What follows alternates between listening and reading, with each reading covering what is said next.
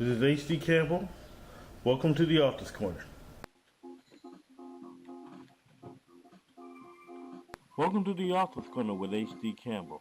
Each show will be filled with news, interviews, technology, and reviews all about you, the writer. And now here's our host, H.D. Campbell. Hi, welcome to the Author's Corner with H.D. Campbell. As always, I'm your host, H.D. Campbell. We're here downtown, about to go to the St. Patrick's Day Parade. I'm about to bring you three very powerful authors, and I'll tell you who they are as soon as we come back after this break.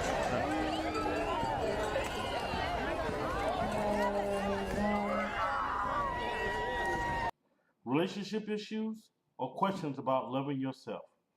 Check out my newest columnist, Sharita Newsom. Her column provides tell it like it is advice from a personal perspective. Get to know Sharita Newsom on my HD Insider page website at www.hdcampbell3.net. And as always, let your writing fuel your spirit. Check out who I got next on the Author's Corner with H.D. Campbell.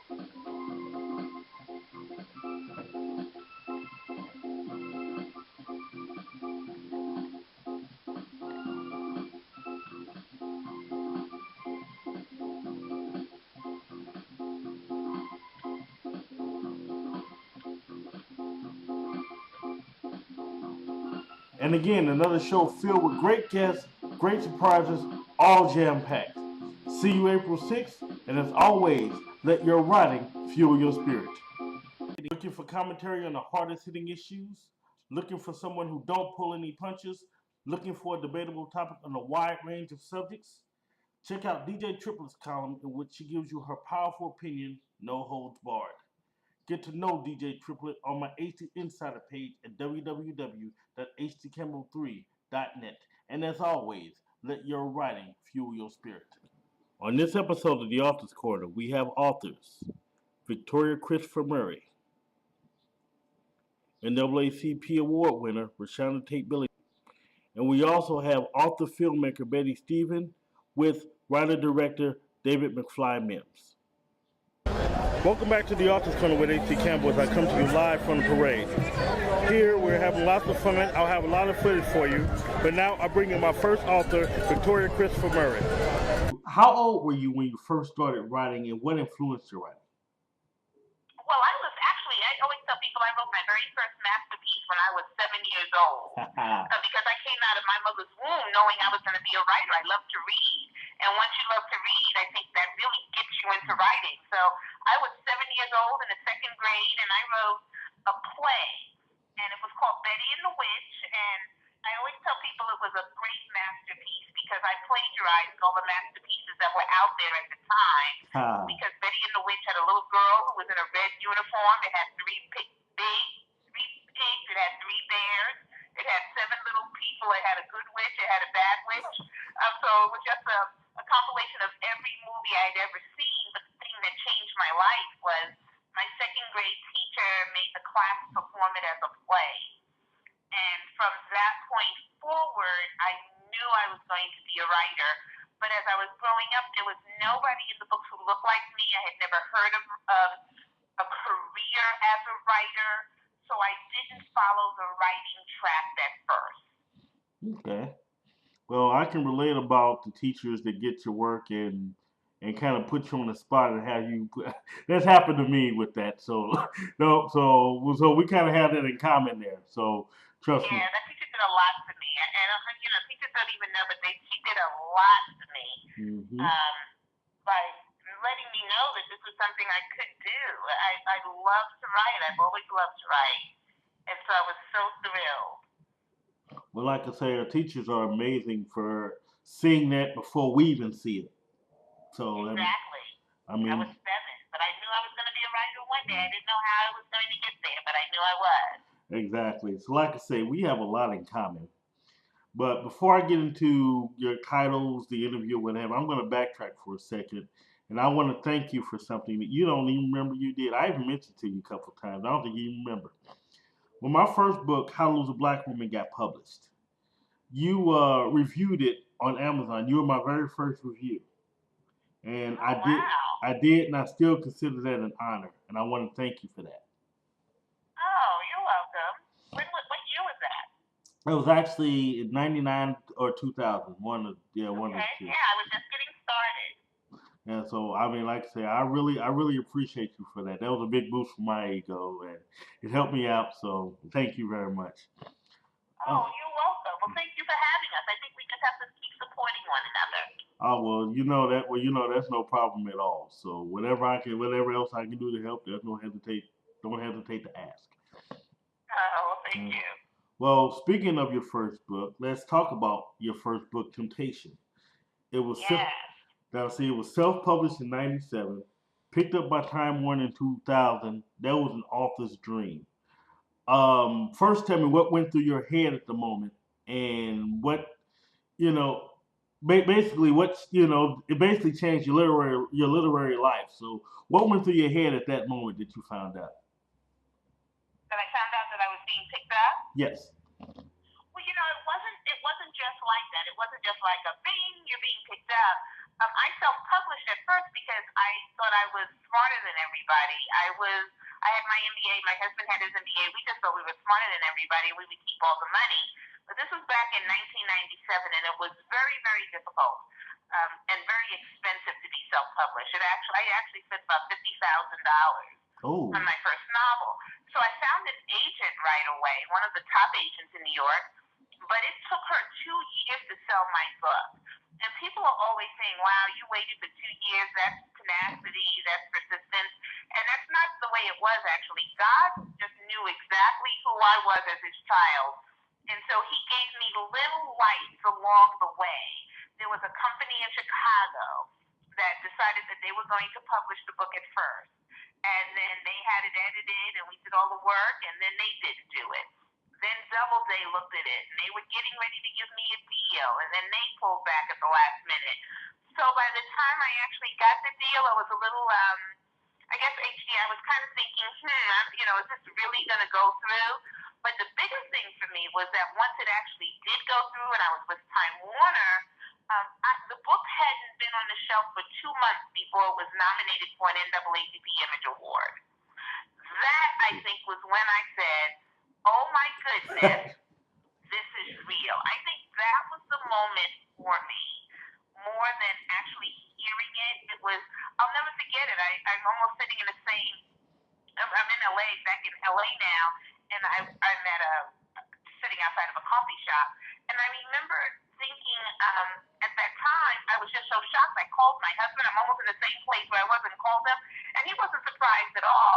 But that's when it was my first novel. The book hadn't even been out 2 months, and that was the point when I said, okay, I'm getting recognition from my peers already. Maybe this is real. Yeah, like I say, I mean that's just pretty amazing.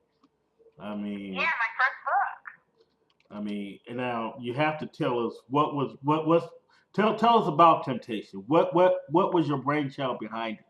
Well, I think this is the reason why I think it was nominated for an Image Award, because it was the first book of its kind. It was a book that was filled with drama, all the drama that was going on in the books in the late 90s, but it was God-centered. And when people say to me, how did that happen to you? How did you get... I think that's why the book was picked up. I think that was why it was nominated. Because it was the first book of its kind. I hadn't even heard of Christian fiction at that point. I always tell people I hadn't heard of it, and they say, well, very good reason, Victoria, because you were the very first one. So it was a book that was about a couple who were blessed with the best life had to offer. They knew where all their blessings came from, but their lives were so good that they kind of took it for granted. And when people relaxed, that was when Satan just walked into their lives and messed things up and used the wife's best friend to do it. And so with the title Temptation and what happens on the first page, I was never trying to hide what was going to happen in the book, but it really is a story of redemption. And can God put something back together? And what do you have to do? So I wanted the drama, which it had. I think that's another reason why it did well, because it had a scandalous woman in it who's actually turned into into a franchise character for me, Jasmine. But it had this scandalous woman, this good man, but God was in the center of the book. Well, I mean, I don't mean to make you blush again, but I have to tell you this. I guess if someone can ask what was my influence for my first book, I would have to say it's you. Because you actually did start it all. Because see, my first book being a Christian romance, I mean, you started it up, so so a lot of us that made room for a lot of us to come in and carry forth our own stories. So basically, any interview where they ask me my influence, I'm just gonna mention your name. Oh, well, thank you for, and it's so interesting because I get a lot of accolades and a lot of awards for being the first one, being the pioneer in Christian fiction. And the thing that's so interesting about it is that that's not what I started out to do. And see, I'm not kidding when I say that I just wanted to write a book. It never occurred to me that there were genres because this was in 1997, so there still weren't a lot of black authors out there. No. And I didn't know that there was a separation between romance and this book and that book. And so I was just writing a book about people that I knew. I knew that there weren't enough books out there that had people who were filled with faith, but still messed up big time. And that's all I was trying to do. Well, you do it very well. You do it very well. Thank you. Oh, you're welcome. You're so welcome.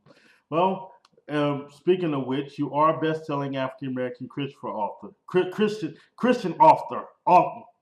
You're a Christian author. Sorry. Got tongue-tied there. With that, you have three major categories. You got the Jasmine series, you got adult novels, and teen fiction.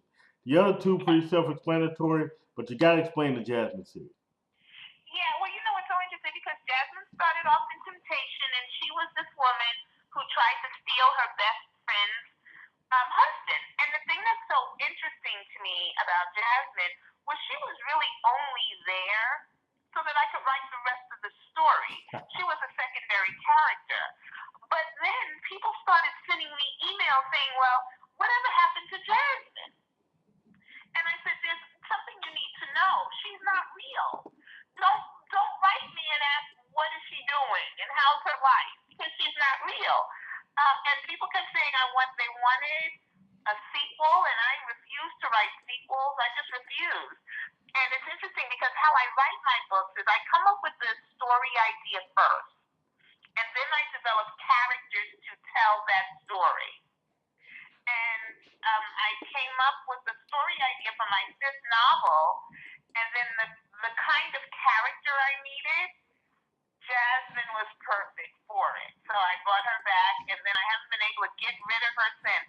She's one of my most, beloved characters. People just love to hate her. So, and it's been a fun character to write because she starts off by trying to steal her best friend's husband. Then she comes back in my fifth novel, A Sin and a Shame, where she's a Christian now. And she has all these made-up rules why she's a Christian. And she decides she wants to get to heaven, so she's going to marry a pastor to help her get there. And so in the beginning, it's almost comical, her relationship, or what she thinks is her relationship with God. But through the 5 novels that I have with Jasmine, I was able to have her grow. And that has been really good. And that's why I said I would never write about her again after Sins of the Mother, because I had taken Jasmine as far as I could take her. But it worked out well for me because the only way I can bring her back is in a book with ReShonda, because then it challenges me in a different way to write. Okay, before you get into that, actually I was going to ask you, that's Sinners and Saints, right? Yes. All right, now tell me a little bit about that book. That's the book that I did with ReShonda Tate Billingsley, and I've been writing full-time since 1997, and this book that I did with ReShonda was the most fun I had ever had writing in my whole life. And the reason for it was because I didn't have to sit down and to think a whole book out. What happened was it was ReShonda's publisher who came up with the idea, and we were like, duh, that makes sense because we're very good friends, but we're fans of each other's work as well. And so we came up with this idea that we would put our two largest characters, most infamous characters together, and we would have their husbands go up for a major position in a religious organization. Because you know how much black folks love those things. Mm-hmm. And that's all ReShonda and I said.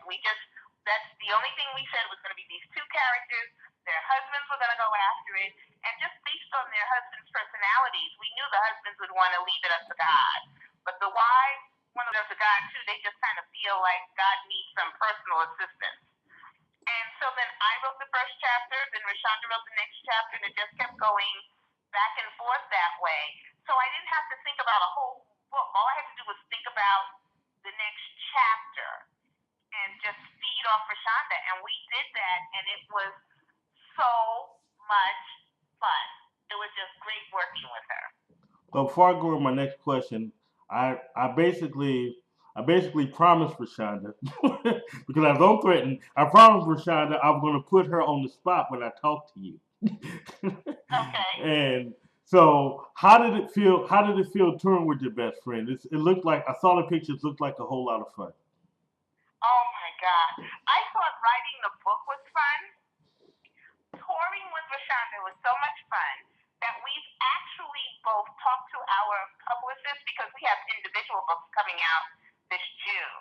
Mm-hmm. And we've already talked to, my publicist, to see if we could possibly even tour together, even with our individual books.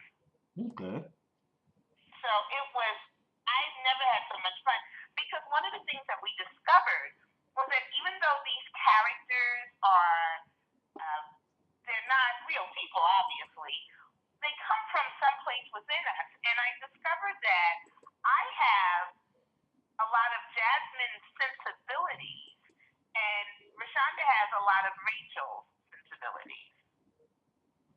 Okay. So it was fun to be on the road and to discover these things about each other because we talk on the phone all the time, and we see each other, like we'll see each other this weekend at book signing. So we see each other probably 5, 6, 7, 8 times a year. But this time we were together the entire time, and it was absolutely wonderful.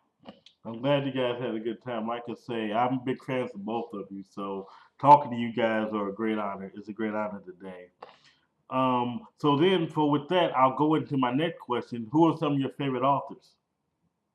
You know what's so interesting? I read everything. I read every kind of book. I read all the time. There's not enough time for me to read because I only get a chance to read when I work out, so on the elliptical machine. But that's why I do an hour on the elliptical because it gives me my hour during the day to read. But I love, like, Eric Jerome Dickey, I think is one of the best authors out there today. And one of the things I love about Eric is that not only does he tell an entertaining story, but he's an author who I learn from. My writing skills grow. There's so much craft I learn when I read his book. So I'm so excited he has a book coming out in April. Besides that, I just really like authors who are great writers. And so I just read everybody. Right now I'm actually reading a nonfiction book. I'm reading a book by Chris Matthews called John F. Kennedy, Jack Kennedy. Cool. And it's new information on John F. Kennedy, and I'm really enjoying that. So I read everything. I'm kind of politically inclined sometimes.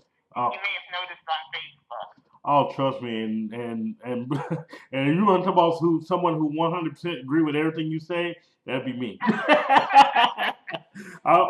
in that amen corner with you. Told me that I need to pull it back a little bit because I could lose fans, but my parents were very active, and I always say that when people say you could lose sales, I always say my father could have lost his life. Mm-hmm, absolutely. What's a sale, I mean, trust me, I want my sales, but my father could have lost his life.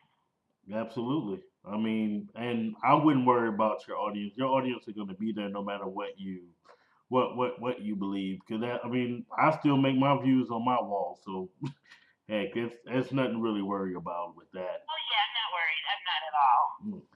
So also now, besides writing, besides politics, what else do you like to do? I love to read. I love to teach writing. My dream job, if people say to me, "What's your dream?" My dream job would be teaching writing. To teach at the college level. And the reason I say college is because I would love to work with people who want to be there.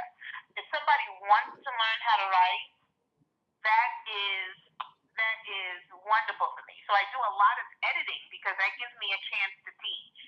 I'm doing a good editing project now, and I can't wait to give her back the project and sit down with her and say, okay, let me teach you about painting a vista and putting the reader there. This writer's done a good job. It's a new writer. She's done a very good job of writing, and her craft is good, and all the commas in the right place, but I don't feel like I'm in the center of it. So I love to teach writing.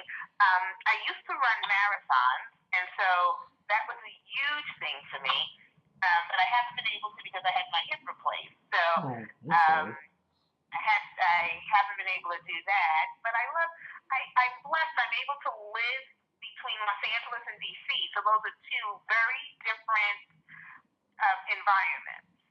And so I love it when I'm in LA and I'm walking on the beach in February and it's 86 degrees. But then I love it when I'm in DC. I don't live too far from the White House. Cool. And I walk those streets and I'm walking in our history. You know, not only the fact of not our present history, but all the past history as well. See, that's pretty wonderful. I love that. I truly love it. So now, I guess the next thing to ask you is, what's your next project? Well, I have a new novel coming out June 5th called Destiny's Divas, and it is an adult novel. I have a diva series with my teen books, but this is an adult novel that has nothing to do with that. It's about 3 singing evangelists who tour the country together. They're called Destiny's Divas, and they have great testimonies that they share when they're on the road touring. One is in her 20s, and she talks about being celibate and waiting for the man that God has chosen for you. One is in her 30s and talks about how you really can have it all. You can have the husband, you can have the wife. You can have the husband, you can have the child, an extended family, and as long as God is in the middle. And then the one who's in her 40s talks about having a long-term marriage, being married all these years. She's been married over 25 years because she kept God in the center of her marriage. The only challenge is that's their talk, but that's not their walk. And behind the scenes, they are living totally opposite. And the book opens up where you find out one of them has been accused of first-degree murder, and then it goes back 6 months, and you get to kind of play the sleuth as you're reading it, trying to figure out who it is. Okay.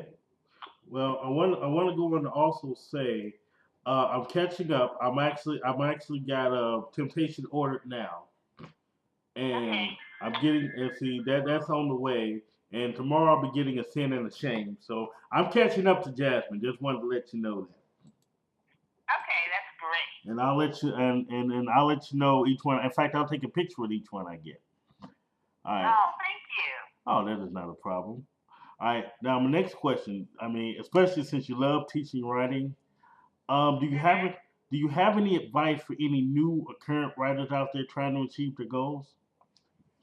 Yeah, I always say there's 2 things that I tell aspiring writers. One is that writers read and writers write. Writers read for a couple of reasons. First, there's no better classroom than a novel in your hand. And that's good novels and bad novels because you will learn what to do, but you can also learn what not to do. So I can always tell a writer who's not a reader. I can always tell by just looking at their book. I can read the first chapter and tell if this person's a writer or a reader, a real reader. And then the second thing I always say is that writers write. You cannot call yourself a writer without writing. And until people develop a real discipline, I think you really do have to write every day. I wanted to write all of those years, for years and years and years, and I didn't write my first novel till 20, 30 years after when I really wanted to write. Wow. And it was because I had not developed the discipline of writing. And so my first novel, Temptation, finally in 1997, I said, this has got to be the year. I don't want to be 80 years old one day and never having done the one thing I wanted to do. So I was committed to writing one word a day. And there were some days that I came home and I only wrote she said, and I doubled my commitments and it felt wonderful. But there were many days when I came home and I only wanted to write she said. And I found myself writing an entire chapter. And I finished that first novel, Temptation, in 3 months. Wow. And that's why I think it's very important, after all those years of not writing, to develop some type of discipline when you're a new writer, because then it'll come naturally. You're going to need it later on, but then it'll come naturally. But it doesn't even matter the quality or the quantity. It really can be as little as 10 words. It doesn't matter if you delete the words the next day, but it puts you in the mind frame of writing. And so those are things that are just, you must do. Writers must read, writers must write. Okay. Well, now that you've educated us, and basically, I'm just loving this interview. I mean, this is just great. I mean, but now, as one of your fans, I already know, but let my audience know, how can they reach you and learn more about you? Well, I'm on every social media thing in America. Actually, that's not true. I guess I'm really a big Facebook person. But first, on my website, which is my name, VictoriaChristopherMurray.com, and there's a couple of things that's good about my website. People can read the first chapter of every novel I've ever written. So people can go and see which book they'd like to start with, or see if they've missed any, or find out the order of the Jasmine series. So my website's a good place. They can also sign up for my mailing list on my website, and that's also very important because that I will let people know when books are coming out, what my tour schedule is like. We do contests on there, so that's a good place to start. And then I'm on Facebook, again, Victoria Christopher Murray, and I post constantly. I'm one of those people that if you don't hear from me for a whole day, something's wrong. Right. So I post constantly on Facebook, and then I'm also on Twitter. Okay. And now my final question is, where can fans buy your book? Well, I'm really blessed. Fans can still buy my books in any bookstore across the country. Why? Because once borders closed, a lot of neighborhoods don't have bookstores anymore. But Walmart is turning out to be one of the largest bookstores in some communities. I think somebody told me in Charlotte, North Carolina, Walmart is their bookstore. So people should check us out in Walmart. I'm in Target, Barnes & Noble. But you can always find my books online. And the reason online is good sometimes is because I do have 11 adult novels. And so it's hard for any one bookstore to keep all 11 novels in stock because they have other people's books too, not just mine. So usually sometimes they'll just have the latest ones, though I see Temptation still on the shelf, and that amazes me. That's such a blessing. But any bookstore, but also online, Amazon, Barnes & Noble, any online bookstore. Okay. Yeah, I do understand that with the multiple novels. I do that too with a lot of, your titles are always there. They can always come to you. So, yeah, I know exactly what you mean. Well, I want to thank you. That was a great interview. When we come back, we'll have another interview, but this time with NAACP Awards winner, ReShonda Tate Billingsley. Check it out.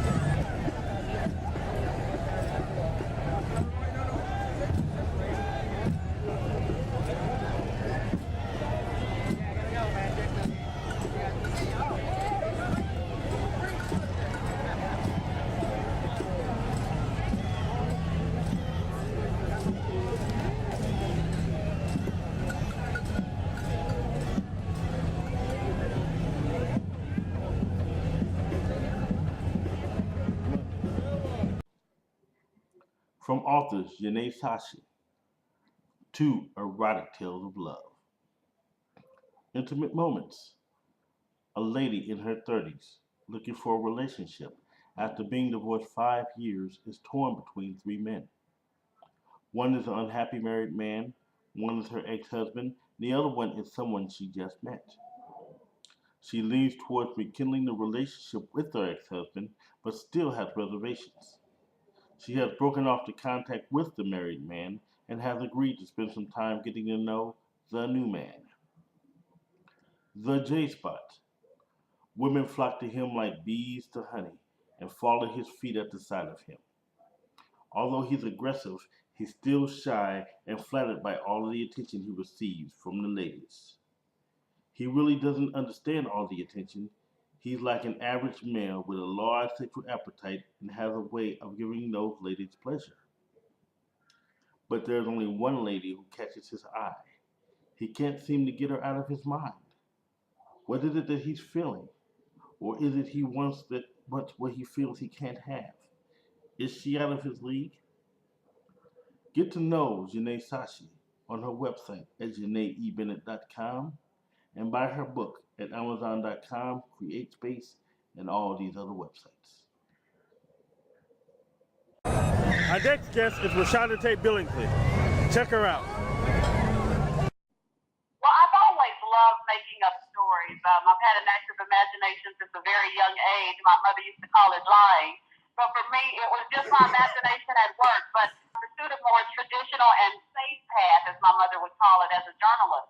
And worked as a journalist for several years before deciding that I really wanted to lose myself in the world of fiction and stop talking about writing a book and actually write a book. So I wrote my first novel, My Brother's Keeper, in 1999 and ended up having to self-publish it because I got rejected left and right, couldn't get a book deal. So I self-published it, and then once it came out, it caught the attention of Simon & Schuster, and they signed me, and I've been with them ever since.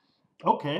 In fact, I want to ask you about that here in just a second. First, I wanted to ask, what was the big idea behind your book, My Brother's Keeper? Well, I actually am one of those people that I'm always observing. And I had a family friend who was in an abusive marriage, and she had children, and I asked why she stayed. And she said, well, it's not like he hits the children. He doesn't hurt the children. And, it was at that point that I thought about the generational cycles that we have. And I wanted to explore it further. And so that was where the whole inspiration for the book came from. Because a lot of times, some people will have that mentality. And her son grew up to be an abuser. Her daughter grew up to be in an abusive relationship. And the cycle continues. So while the father never hit the children, they saw that and they grew up and that became their reality. And so I just wanted to explore it further. Okay. All right. Now, you just said your book got published. It caught the eye of Simon & Schuster. When you found out that they're accepting your book, they're a pretty big deal. What was the first thing you did? What went through your head when you first got the news? Finally, because I believed in my book from the beginning. Even when I got the rejection letters, even when I was told no, all of the people that didn't respond, I just believed at the end of the day I had a good story. And it was just a matter of finding the right publisher that believed in my story. And so I knew that it would happen. It was just a matter of when. Okay. Now, I've been following you for years. As far as different things, you have a strong journalism background, which is great. How does that play into your writing? Or did you always wanted to write, or did you pick journalism to kind of help you guide you on the way? How did that fit in? Well, I've always loved writing. I love the whole. I was a television news anchor reporter, so I love doing that as well. It's just I was one of those people that liked doing them both, and so I was able to find a career that allowed me to do both of that, but still utilize that core essence of my writing ability. Okay. So by day I stick to the facts, and at night I lose myself in fiction. You're a lot like me in a way, because I majored in journalism and I wrote for a couple papers, and that just sort of like you. I write the truth by day and fiction at night. I love that. And also now your career led you to a lot of other avenues like live plays, professional editing, then pretty much so in 2007, pretty much so left the business of news to write full time and get into all these things. So I just wanted to first, before I go to my next question, just let you know publicly you're an inspiration to a lot of people by doing that. Well, thank you very much. You know, though, a lot of people look at me leaving my job. I was a reporter with Fox News here in Houston, but they don't see the back work. They don't see that I had a sound plan in going and moving forward. I didn't just write one book and decide, okay, now I'm going to quit. I developed a sound plan to make my exodus and able to leave on my terms. Absolutely. I mean, that's pretty much so what we as authors need. You know, if you have a plan, go for it, implement it. Yeah, don't just say I'm going to write one book and then just quit my job. So yeah, you're exactly right. My next question, which is a big one for me, which I'm very excited to ask you about. Among the many awards and honors you've achieved, you won an NAACP Image Award for Outstanding Literature for your book Save Men Again. Now you got to tell me how did you feel when you found out you won? What was the first thing you did? I was stunned. I actually found out on Facebook. I was on a book tour, and we had changed planes in a city, and I got off, and I'm addicted to Facebook, so I just happened to check my Facebook, and someone had wrote on my wall, "Congratulations on your nomination." And I was stunned. So I immediately began checking and trying to verify and found out I had indeed been nominated. And just being nominated was an honor. I never, ever expected to win because I was in the ranks with some very talented authors. And so I just knew that I was just experiencing the joy of being there. So to hear that I actually won was just an experience I'll never forget. Man, that's just truly an honor. And again, I take my hat off to you. I mean, that was a very great honor. Thank you. That is no problem. Now, for the best-selling author, I want to know who are some of her favorite authors. Oh, I am an avid reader. One of the reasons why it worked so great for me with Sinners and Saints with Victoria Christopher Murray was because I read everything she writes. I love her books. So I'm an avid reader of Victoria before I even knew her as a person. I read a lot of my friends, Pat Tucker's books, and I love reading new authors, discovering new authors. There's an author named Nakia Latal who's written one book, and I love that book. I'm a big advocate of it. So I love going out and discovering new authors. Of course, the traditional Eric Jerome Dickey, Kimberly Lawson Rosie. Okay. Now, I'm about to interview Victoria Christopher Murray here in a little bit, so I want to put her on the spot just for that. so that is no problem. So yeah, and you just mentioned earlier that you love her books. I know you guys toured together. Are you guys still on the road together, or? We have finally wrapped up. We did I think it was 23 cities. We started to lose track tour, and we went from city to city promoting Sinners and Saints, and it was just a phenomenal writing experience writing the book, and the tour was just even greater. I don't know how I'm going to tour on my own this summer. And what was the brainchild behind that collaboration of Sinners and Saints? It actually was my publisher's idea, Pocket Books, which is a division of Simon & Schuster. She suggested it. We thought it was a great idea because we are fans of each other's work.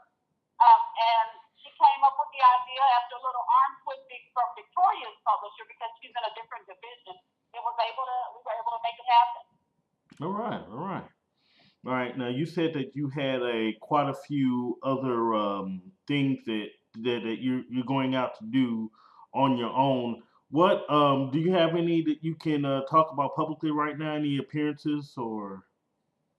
I do. I mean, I'm actually on a tour now. We're heading to Danville, Virginia. I think it's in Virginia. That's part of the story. Because we don't know until the plane lands where we're heading. But we're going to a literary festival on Saturday, and then I'll be doing Chattanooga, Tennessee, doing some events in Houston. All of my events are listed on my website. And I'm gearing up. My new book comes out in July, The Secret She Kept. So I'll be on a full-fledged tour for that as well. Okay. Now, when you're not writing, you're not touring, you're not reading, what do you love to do? I'm a workaholic. It drives my mother crazy. crazy because I'm always working. So I do a lot of editing and ghostwriting projects. I do literary consulting. I'm also the editor for a newspaper here in Houston, a weekly newspaper, black newspaper. And when I'm not doing all of that, what I do for fun is I love reality TV. So I'm watching reality TV. That's my guilty pleasure. Now, I'm going to put you on the spot just for a second. I'm on Facebook with you, and I see sometimes I have to, and that's why I don't know if you see any of my comments, but I like reality TV too, so I usually am one of the people to comment with you when you make your comments. So I know. Victoria called me last night and was watching Basketball Wives, and I just can't believe you're watching that. And I said, yeah, you have to talk to me after it goes off. There's nothing wrong with that at all. Exactly. So now all your fans. So we mentioned Facebook. We mentioned your website. Where exactly can your fans learn more about you? What can they log on to? Where on Facebook they can find you, and where can we buy your books? I'm Facebook.com, and then my very long name, ReShonda Tate Billingsley, and that is also my website, ReShondaTateBillingsley.com. And there's also a website for our books, CitizenSaintBooks.com. And my books are in every store. They're available everywhere, as well as Walmart, Target, Kroger. And if they're not in stores, we just ask that the readers go ask for them because they are in publication. Sometimes the stores are sold out, and it takes the readers on and saying, "Can you get this book back on the shelf?" Okay, very good. Well, I got one more question because I know you're a very busy person. Do you have any advice for any new writers and authors or current ones just learning the process? And I have a couple of words of advice. One is don't let anyone but you determine your destiny. I was told no so many times I lost track of it. I was told I couldn't do all of the things that I'm doing, and I just let that be my motivation. If one door closed, if I couldn't find a way in through the front door, I found another way in. And you have to think outside the box. A lot of authors are just like, well, I'm going to write this book and hope it's going to sell or hope that I can go around the country and do book tours. But you have to be innovative and think outside the box. A way to get that book out to the masses. And then at the end of the day, before you can do all that, is you have to write the book. Just write it. Don't let life get in the way, and stop talking about writing and write.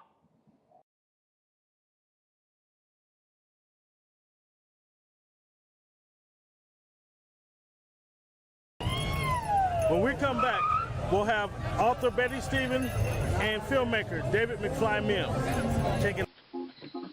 Check out who I got next on the Author's Corner with H.D. Campbell.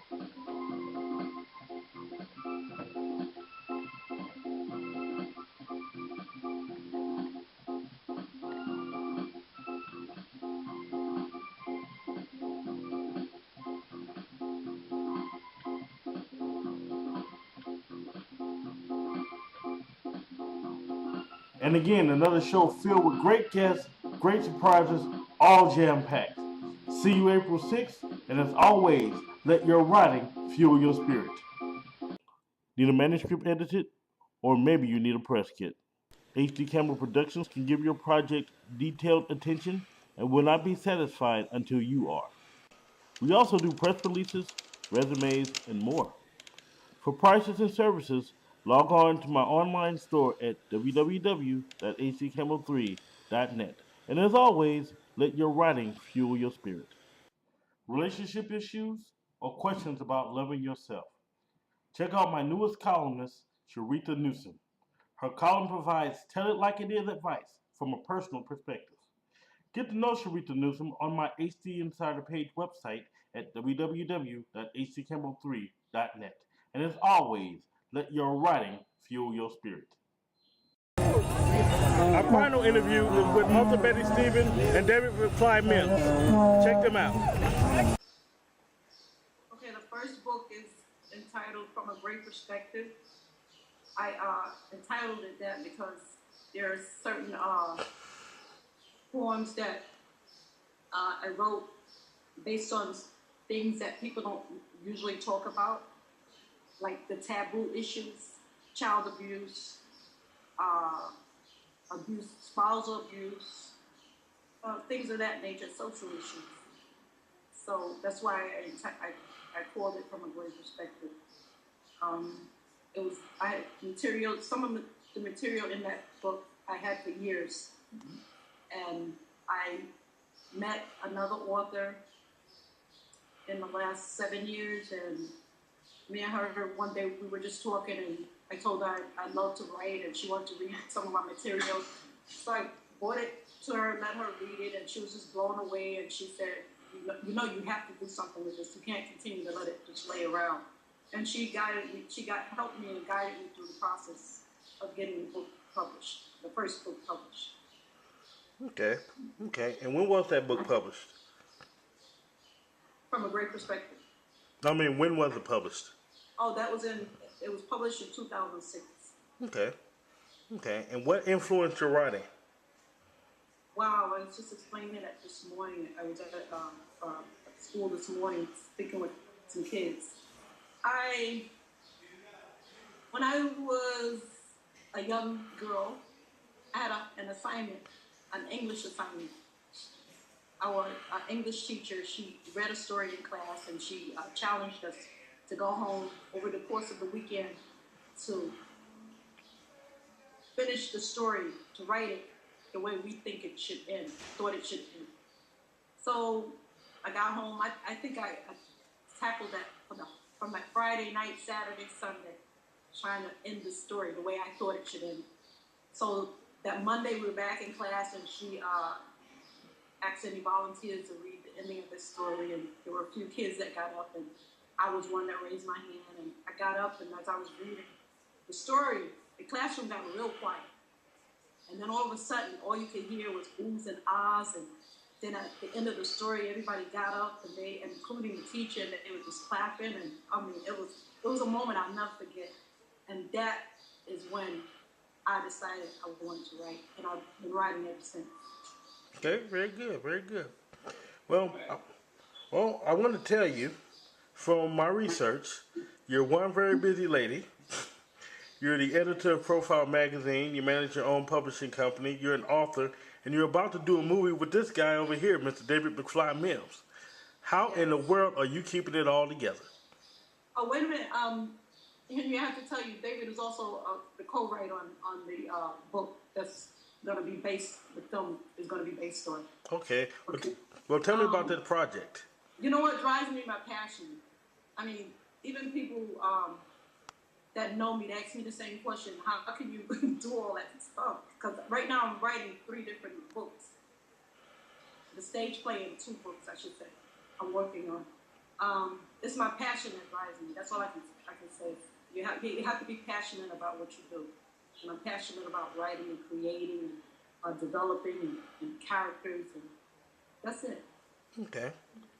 Oh, and I have to mention, when I continued writing, then later on, at some point in my life, in school again, there was a contest among the New York City schools, and my teachers, they knew I loved to write, so they appointed me to write a play for our school, which I did, and my classmates, they acted it out, and I was one of the actresses in that play, and we won first prize, and the first prize was a trip to Washington, D.C. to tour the Capitol. Wow. And then shortly after that, I was invited to the Apollo Theater to recite poetry. Cool. Really nice. So now I want to switch gears here for a second. I want to talk about the book that you guys have collaborated on together, and the movie that's going to be associated with it. Can you guys give me a little bit background on that? Would you like? The book Growing Decisions was based on characters that I've written about for years. I've always wrote about them, and I put them in different scenarios. Well, there's another author that co-wrote the first part 1 of this book. Ileana Vasquez? Yes. Me and her started out, she literally pushed me to continue, because I told her about it, and she was like, hey, why don't we just write it together? And I was like, well, okay, that's cool. So me and her, matter of fact, it was in the inbox on Facebook that we did this, writing back and forth. And Ileana was with me for maybe a little more than half of the book. and then I continued with it myself. And then my nephew, who's in the music industry, he came over one weekend and he read the manuscript, and he was so blown away by it that he told me, you know, you have to do something with this. I'm going to hook you up. I'm trying to find somebody to help you, you know, make it happen. Yeah, my nephew, his name is Tate, in the music industry. Yeah, he did a lot of music. He did music for Papoose. He did some music for K. Slay, Busta, and roster list goes on and on. He's a very extraordinary producer, and you're going to get a lot more from him. He definitely has talent, uniqueness, and longevity with what he's doing. Yeah, so he was the one that introduced me to David, and from that point on, David and I continued with the book. David has added some awesome material to the book. He's put a twist on it that not even I had conceived in my mind. Yeah, the reason why, you know, I decided to take on to the project and along with the book was that the story is like so unique with the characters. And in my mind, I'm like, the way the beginning, the foundation is good. And when it comes to like building a building, you know, it could be some people doing the foundation, and you have a set of other, you know, people, carpenters or, you know, construction people doing the continuation. But the foundation of the book was like so strong, I just had to like continue with it. It reminds me of things that's going on within our communities, such as the decisions that we make in life. For an example, we have to be aware of the decisions that we make in life. For an example, from going to school, from socializing with people, the type of education that we get. All of these decisions are important. How we raise our children, the choices that we make, and how we raise our children. So I feel like the story and the characters, the characters of the story is like so important that, you know, the society, our community needs to like read the contents and stuff that's going on so that they could help improve their lives and solve problems, issues that they may be going through. So it's definitely a positive book to like let people be aware of like things that's actually like going on within our communities. And that's stuff that we all need to be aware of. We all need gems in our lives. You know, seeds that like help grow. Yep. Well, Right? Any other questions? well, first I wanted to make a compliment, if I may. You talked about working with the music producer, Miss Steven. You talked about getting together with David. I just wanted to say this: talented people find each other. When there's a good goal, talented people find each other and they work together magically. And that's what you guys have all decided to do, and I think it's just great. Yeah, yes. I mean, working with David and Ileana has been such an awesome experience for me. I really appreciate their input and what they've done to make this happen. Again, like I said, David, he put the twist on this book that is unbelievable. People are going to be blown away from the start of the story to the end. Well, the twist of the story would never happen without the foundation. So I definitely have to give all the credit to Betty with, you know, being the creator of the characters and just starting the ball to roll. You know, it's like running track and passing the baton. You know, we all have to like each play our part. And Betty started the race. She did a real great, excellent job running her part, and she just passed the baton to Ileana and me, and we are doing our parts to finish this race with first goal, Okay, first prize. You know. cool. I'm very confident about this book, the story itself, the characters. HD, they're unreal. You're going to be blown away. That's all I can tell you. Well, do you have a release date? There's also continuations of along with the story as well. I can see the potential of it growing to like other things, to like, and Is beyond the book. That's how much important this book is. Is the book, but it's more than just the book. It deals with social issues. It's involved with people's lives, and it's educational. Okay. Very educational. Well, when is the release date for this book? Real. Oh, sorry. The characters are real. I had to be real to who the characters are. Mm-hmm. Yeah, something that all of us, especially like within the urban inner city areas, it starts from the urban city areas and it expands out. But the main focus point is about the things issues that's going on within our urban communities that we need to be aware of. Like for an example, drugs that's going on in our communities, how we raise our children, how we socialize. It's a lot of things and issues that's going on in our communities that we need to be aware of and people don't really talk about. Not even politicians. They say a small portion. They just only give like the tip of the iceberg. But this book definitely goes deeper. Yes. Okay. So when's the release date for this book? Well, we're. I have to give kudos to my editor, editor Carla Dean out in Maryland. She's the editor on this book. We're anticipating. She has a definitely excellent background. She's editor she did editing for the Zane books. If you're not familiar, Zane is Zane also have a TV show on Cinemax called Zane Sex Chronicles, which one of my great friends, Amy and Act Joseph, is one of the main characters. He plays Tyreek the rapper. Mm-hmm. So if you didn't see it, go check it out on Cinemax. Shout out to boy Amy and Act Joseph. Okay. And we're anticipating a release date of sometime in May. Cool. Yep. And so is this the book that's associated with the film? Yes. Yes. Okay, and when is the film and has production already started on the film? Well, we have pre-production going on right now in reference to organizing the storyboard. Right now, we're just getting the foundation together and just getting everything organized and the storyboard together. Then we're gonna work our way out from there. Cool.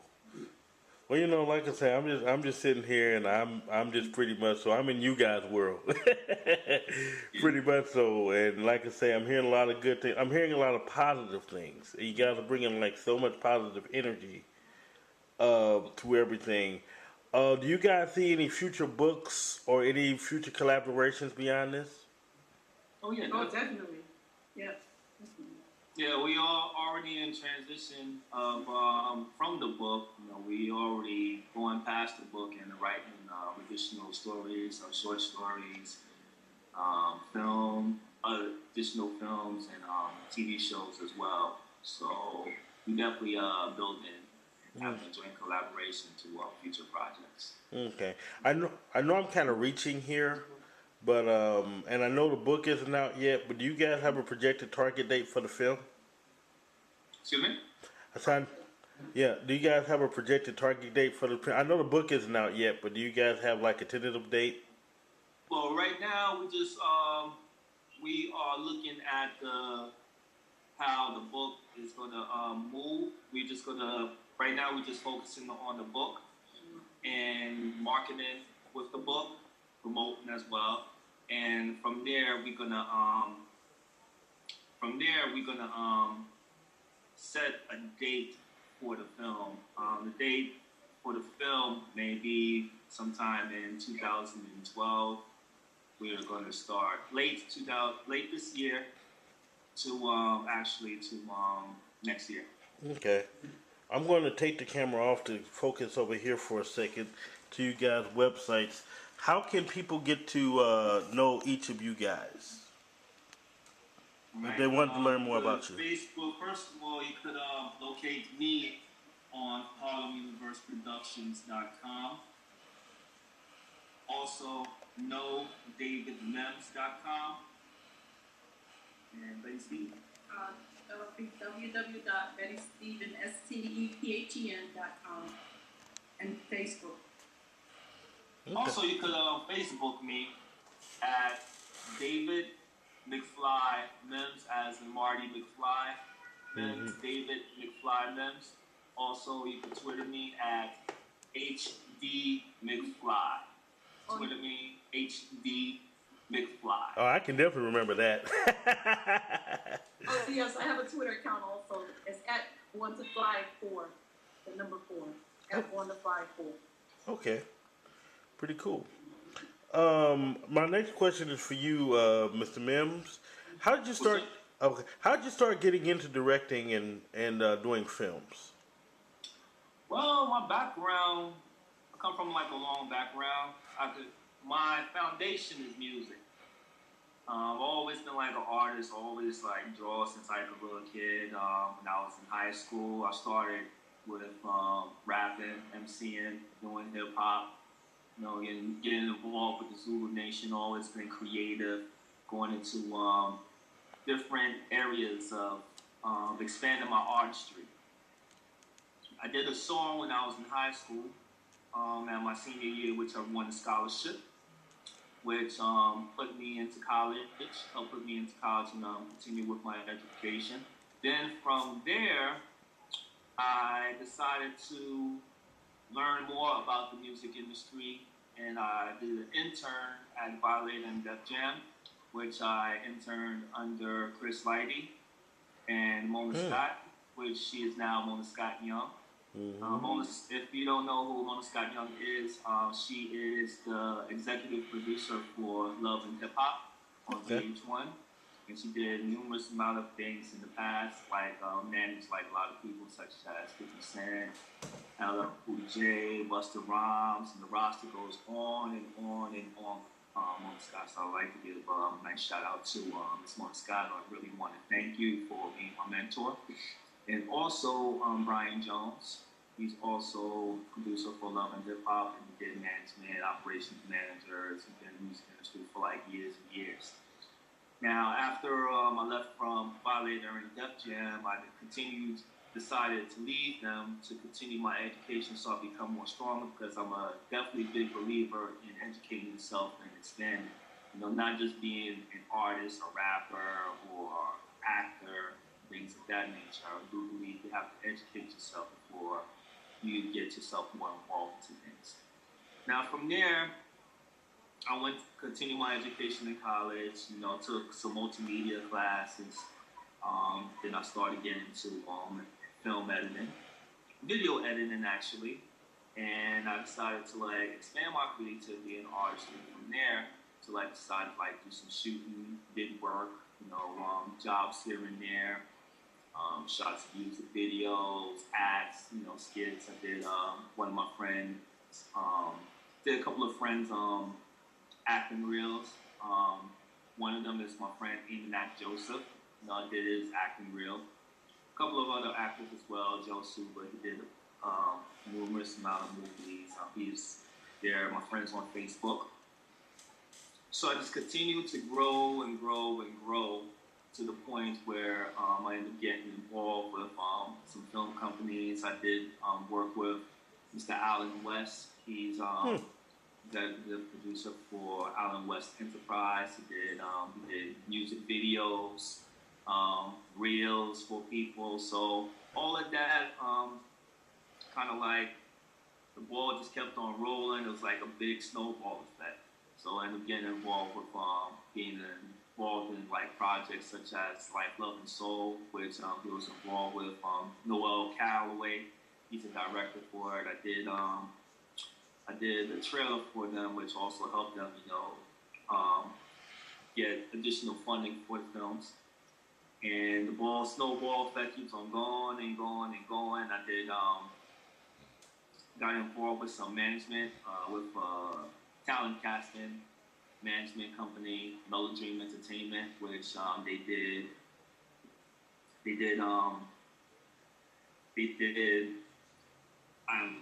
excuse me for a minute, but they did Take your time. acting, castings, shooting models. They did like so much, so I'm just trying to figure out which to put first. But we got involved with American Gangster. We got involved with I Am Legend. I've been doing castings for them. So I did like acting. I act myself, so I did like some small roles and things like that. Like small roles, also extra work. Just getting where I fit in. And continue to really expand my work and just doing trailers, like I said, shooting, directing, and getting to bigger projects. People start coming to me, asking to do their videos, do their shorts. I shot short films, and the list just goes on and on and on to the point where I'm just doing this right now. This real great project with Betty. Okay. And HD, Life, Love, Soul will be in theaters, the AMC theaters, starting April 13th. Right. That's a film written and directed by Noel and produced by Noel Calloway, and also produced by Deidre Tate and Alan West. Okay. Now do me a favor to send me that, and I'll put that on my website calendar. And this show is going to air next Friday, so I'll also super that as this interview is being edited. So I'll basically put a super on that. Well, I want to give you both the final word. I want to. There's so many people out there who want to be authors, who want to be filmmakers. What kind of advice can you give for them? Well, on my end, for those who want to pursue a career, just follow your heart. Just do what you feel is necessary. Be a team player. Know how to socialize. Know how to communicate with people, because this industry is very hard and very difficult. And people like to be comfortable. They like to be comfortable with the people who they surround themselves and work with. If you're the type of person that likes to cause confusion and bring drama, people don't really want to work with that. It's not about what you know, but it's also about who you know, who you build your relationships with. So it's more important to have more friends than enemies. You can't really be ignorant. And this is what the book is actually about, Drawing Decisions. It's about deciding what to do that is right and what is necessary. So if you're trying to get into whatever career that you're trying to get into, whether it's writing, directing, you want to work at McDonald's, I feel like there's no job that is too little or too big. Do what you need to do to make it in life. Because it's not really about where you came from. It's where you at and where you going and your goals in life, and doing what you feel like is necessary to reach that goal. So also educate yourself. You don't want to be in an area or people don't want to see you. You have to be willing to learn. You can't act like you know it all, and then when it's time to be put to the test, you want to ask somebody for help. Absolutely. No, that doesn't work. You gotta humble yourself. Don't think that you know everything. Always be willing to learn and educate yourself, because education is the key. And that's the problem with a lot of people that's going on especially in our urban communities. They're not really educated, and when they fall flat on the ground, they don't understand how they got there. If you educated yourself properly enough, you would have been wise enough not to put yourself in that type of predicament. So I really am a firm believer in educating yourself, because another thing is we live in a society where before, I could say 15, 20 years ago, you could get yourself a job without having a high school diploma. Now you gotta have some type of college education to get yourself a job that may be, giving you only $10 an hour. Mm-hmm. So you're gonna have to get yourself, you have to step up your game, and don't be comfortable. Don't feel like, because I'm making $20 an hour or making $50,000 a year, that everything is good. Because what if you lose your job? Then what? Now, if you're educated enough and wise enough, then you'll be able to know how to make that money work for you instead of working for your money. Correct. And that's also a decision that you have to make in life. And that's stuff that's also related within the book of Your Decisions. It's really, just educating yourself and making the right decision to educate yourself and learn. So, like I said before, also, to continue from that question, is, really educate yourself. Know how to socialize, network, communicate with people, and know your craft. And don't be afraid to experiment. Because, there's a lot of directors and people in the past who did innovating things and created things that wasn't done before. You could look at, some people who have their signature shots, like Spike Lee, Charlie Chaplin. They have their signature shots. So, you gotta come up with a style that's unique and stands out from everybody else. Don't try to be like the next man. Just be yourself and follow your heart. That's it. Okay. Miss Steven? I would say to follow your dreams. Whatever you desire to do, whatever you feel is your purpose in life, you must be passionate about it. There'll be people that come in your life that will try to discourage you from moving forward, try to discourage you from doing what you know deep inside of you, you're called to do. So I would say stick to your dreams, follow your dreams, and be passionate. And along the way, help someone else. Okay. Yep. Stay away from them crabs in the barrel that's quick to pull you down. Exactly. You gotta pop with the collar like, pop with the collar. Oh, now you know this is all going on the interview, right?